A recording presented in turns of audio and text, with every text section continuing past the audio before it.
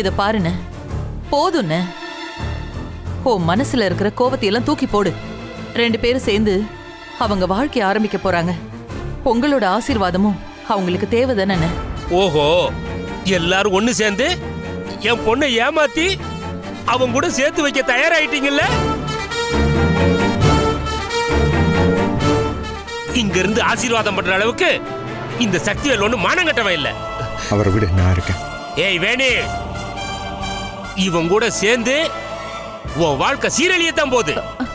எக்கேடோ கட்டு தொலை. இனிமே நீ என் பொண்ணே இல்ல. என்ன மீறி நீங்க எப்படி நல்லா வாழ்றீங்கன்னு நானும் பாக்குறேன்.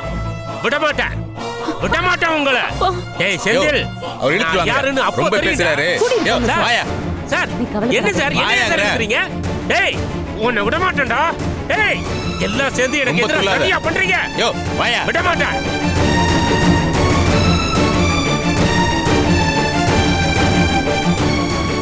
வேணி,